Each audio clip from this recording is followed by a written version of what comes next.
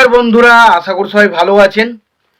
তো বন্ধুরা, এখন যে বিষয়টা নিয়ে আমি আপনাদের সঙ্গে কথা বলবো, তো সেটা হলো মায়ের অধিকার বলে একটা সিনেমাকে নিয়ে আমি এখন কথা বলবো। তো এই সিনেমাটা আমাকে রিকোয়েস্ট করেছে আমার একজন সাবস্ক্রাইবার বন্ধু। সে আমাকে এই সিনেমাটা রিভিউ করার জন্য রিকোয়েস্ট করেছে এবং তার কথাতেই আমি এখন সিনেমাটা নিয়ে কথা বলতে চলেছি। তো তার আগে প্রত্যেকটা বন্ধুকে অনুরোধ করে রাখবো, আপনারা চ্যানেলে নতুন হয়ে থাকলে অবশ্যই আপনারা চ্যানেলটা সাবস্ক্রাইব করে নেবেন, আর যদি ভিডিওটি ভালো লেগে থাকে অবশ্যই লাইক কমেন্ট শেয়ার করে দেবেন।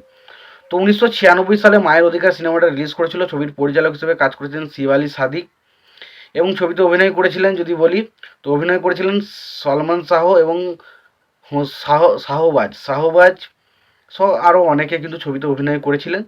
তো সেই সিনেমাটাকে নিয়ে এখন যদি কথা বলি, তো দেখুন, এই সিনেমাটার গল্পের বিষয়ে যাওয়ার আগে এই ছবির পরিচালক, প্রযোজক, চিত্রনাট্যকার হিসেবে কারা কাজ করেছেন সেই বিষয়টা একটু দেখে নিই এবং তারপর নয় গল্পের বিষয়ে যাব। তো এই ছবির পরিচালক হিসেবে কাজ করছেন শিব আলী সাদিক। ছবিতে চিত্রনাট্যের কাজ করেছিলেন শিব আলী সাদিক। ছবিতে সঙ্গীতের কাজ করেছেন আহমেদ ইমতিয়াজ বুলবুল। ছবিতে গল্পের কাজ করেছেন জামন আখরম। ছবিতে সংলাপের কাজ করেছেন জামন আখতার।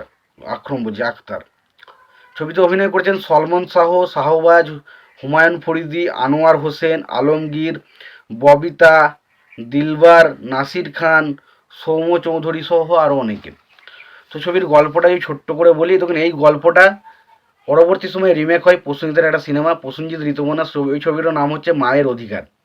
সেই ছবিটারে কিন্তু এই ছবি থেকে রিমেক করা হয়েছিল এবং সেখানে আমরা প্রসেনজিৎ চ্যাটার্জি এবং ঋতুপর্ণা সেনগুপ্তকে অভিনয় করতে দেখেছিলাম এবং পাশাপাশি মায়ের ক্যারেক্টারে আমরা দেখেছিলাম সেখানে লাবণী সরকারকে। তো এই ছবিটাও সে সেম গল্পের উপর ভিত্তি করে তৈরি করা হয়েছে, যেখানে আমরা দেখতে পাই যে শুরুতেই আমরা দেখতে পাই যে আর কি মানে সলমন শাহের যে মা, তার সঙ্গে আলমগীরের ক্যারেক্টারটার বিবাহ হয়েছে। আলমগীর এবং এই যে বললাম শাহবাজ, তাদের দুজনের মধ্যে একটা বিবাহ হয় এবং দেখা যায় বিবাহের পর দেখা যাচ্ছে তার মানে আলমগীর সে খুব বড়লোক টাইপের একজন বাড়িতে থাকে।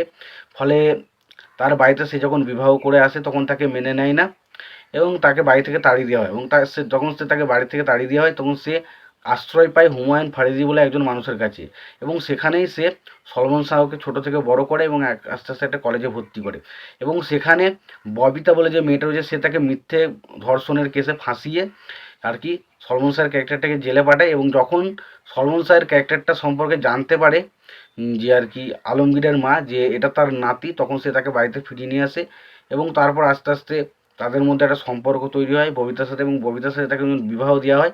সে কিন্তু তার নিজের স্ত্রীকে কখনোই মেনে নেয় না এবং কখনোই কিন্তু ওপরে উঠতে দেয় না এবং এইভাবে সে কীভাবে নিজের মায়ের অধিকারটাকে ফিরিয়ে নিয়ে আসে সেটা নিচ্ছে সিনেমা, যেটার নাম হচ্ছে মায়ের মর্যাদা। তো খুবই ভালো একটা সিনেমার মধ্যে ইমোশনাল পয়েন্টগুলোকে দুরন্তভাবে ওয়ার্ক করে। ছবিতে মা ছেলের মধ্যে যে সম্পর্কটা যেভাবে দেখানো হয়েছে ছবির মধ্যে সেটা বেশ ভালো।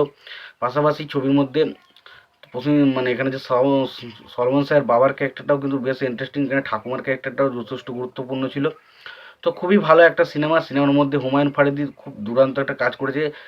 অনেক 5টা ছবির থেকে অনেকটা আলাদা এখানে অভিনয়টা সে করেছে এবং খুবই ভালো।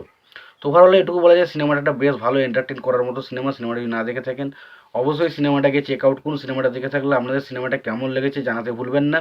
ভিডিওটি ভালো লেগে থাকলে লাইক কমেন্ট শেয়ার করে দেবেন। চ্যানেলটা নতুন হয়ে থাকলে অবশ্যই আমরা চ্যানেলটা সাবস্ক্রাইব করে নিয়ে পাশে বেল আইকনটা অবশ্যই প্রেস করে দেবেন। ভালো থাকবেন, সুস্থ থাকবেন, দেখা হচ্ছে পরবর্তীতে।